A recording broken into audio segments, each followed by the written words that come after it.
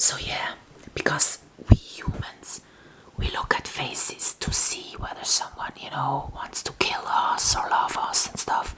It's why in these magazines, when you go through, you see a lot of faces, of course. But still, if one eye of that face is missing constantly, it feels like missing limbs. It's kind of a broken face then. It's not normal. So we are at unease. And some people say if you are at unease for a long time, you switch into that mode that you get nervous all by yourself. And then when you are nervous for years, then you switch into that mode of being tired all by yourself. And being tired for a long time gets you burnt out. And being burnt out for a long time, these people often kill themselves because the next step would be, I'm suicidal. And if you're not doing the killing to yourself, what you end up is being schizophrenic, just all out of your mind. That's psychology behind us being freaked out all the time and made, screamed at. I mean, take The Simpsons, you got a screaming voice there. Take any series, there's always someone that needs to be screaming for, King of Queens. There it's the mother. Oh well, no, it's the guy with the red hair, the father of her, being the main protagonist. Simpsons, it's a lot of people screaming actually, and also and then the Big Bang Theory. Also there, it's the mother of the one guy there. So yeah, no matter what series there is someone screaming, no matter what you watch on the television, the ads will always be louder. No matter what song you're listening to nowadays, it starts softly and then it ends out screaming. Be honest, is when Celine Dion screams at you, is this considered being good singing? Yes, nowadays it is. People think that a song needs to have this dynamic and even end up at someone screaming. Like when Mariah Carey was screaming in real high notes, it didn't feel like screaming, but it was still there. Then Celine Dion came along and she was screaming flat out. Her songs actually are a constant screaming at you. And then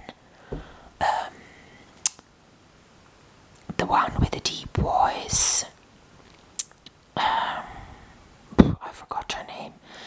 I don't want to say she's a fat woman, but that one, numbering her albums with the age she was when writing them. She has a deep voice and is screaming at us. I mean, be honest. Listen to the songs if you need, but then try to just go into a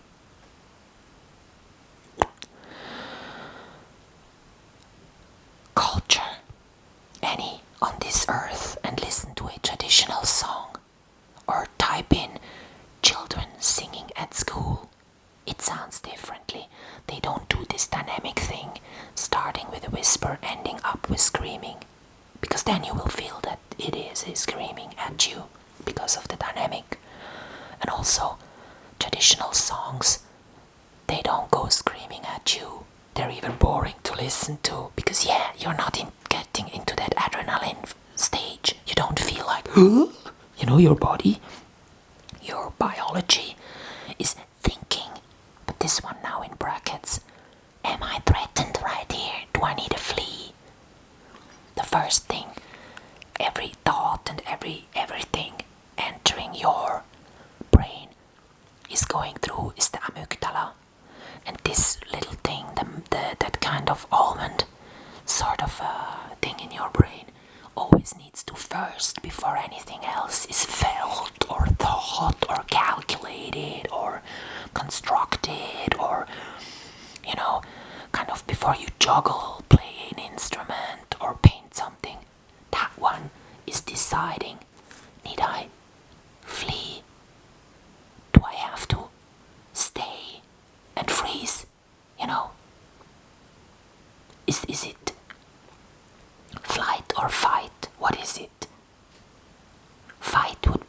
lot of different hormones, then staying is always safe. And flight also is the same hormones like fight. You need to have a lot of blood running through your system to be fighting or fleeing, right? But for painting something, juggling, singing, dancing, you don't really need those noradrenaline, adrenaline, and two other hormones running through your system. You already is. So that's why when we listen to music, it can be a little bit of screaming, but still our body, still being in the Wild West somewhere, kind of having that mechanisms going on within its brain that we needed to survive in a wilderness, will go through these steps, and by that kind of carry us into, carry us up this really short ladder of distress, illness. Yes, that's the way the world is. So yeah, I gave her all the piercings I had as well. Here I didn't, but for no reason. It's just when you're bored, I do this piercing thing. Otherwise, I don't want to judge. I don't go judging. So here, you see that they're lying to us because there is it says 98. Of course, sometimes the date, I'm not having it set on my camera, so it says any date. But they maybe even forgot to take it off, and it really is an old picture. Selena Gomez, and now you have those two Biebers. They make up news because they need to fill this one, and they want to make us kind of get emotionally invested. So they make up gossip stuff. They don't say she's earning this and that much, they are earning this and that much. No, they go on about that emotional thing. They say, she's not well because now they are well. So we get emotionally invested, and by that we'll buy this magazine again and again and again and again and again and again and again and again. Yeah, because emotionally in a small group, when someone finds food, it's not how much do you earn or you earns. It's what are you for a kind of a person in character. Would you share food with me? Would they share food with me? Tell me the food source. That's feeling.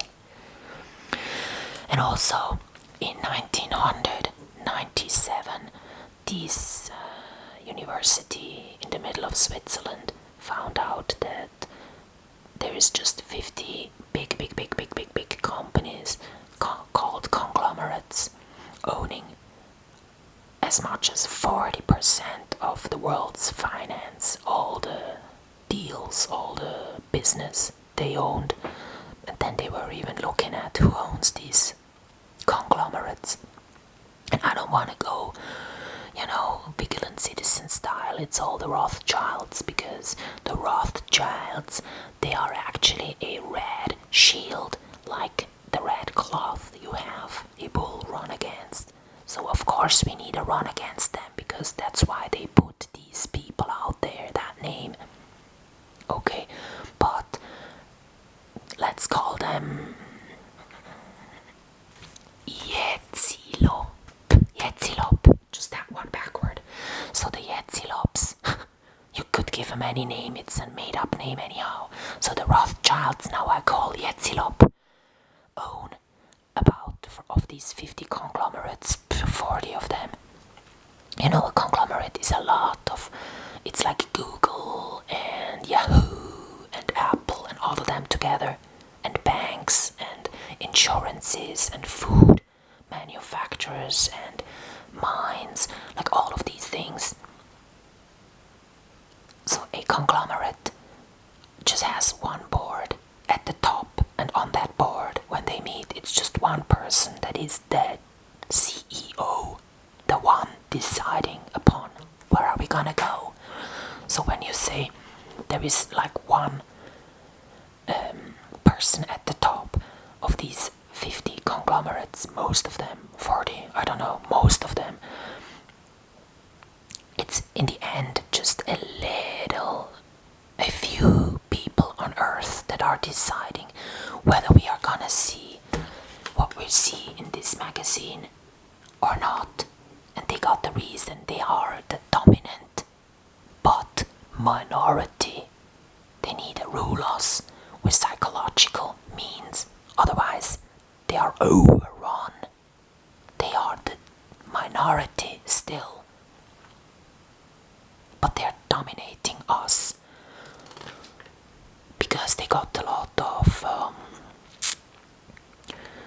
say they can stir the world towards the goals they want the world to be stirred towards, and by that constant changing of,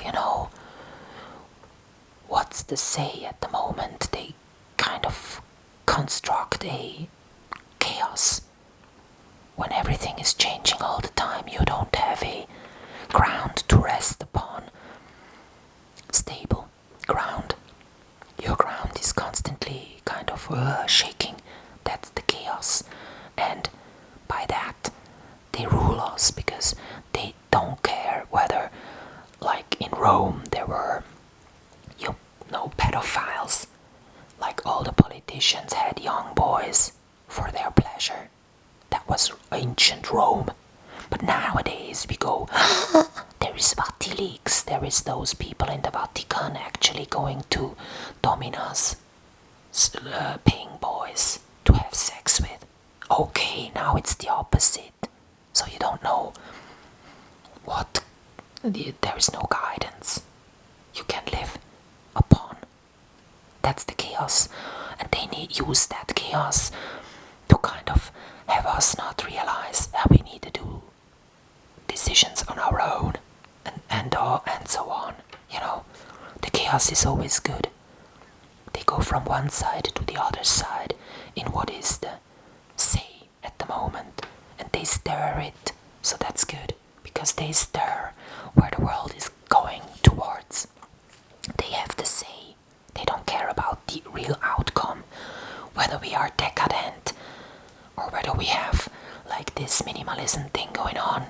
Now it is decadent to the end, and now we are steering towards minimalism. Just do it. Upload a video about minimalism and it's gonna be watched. Every other stuff that you did before.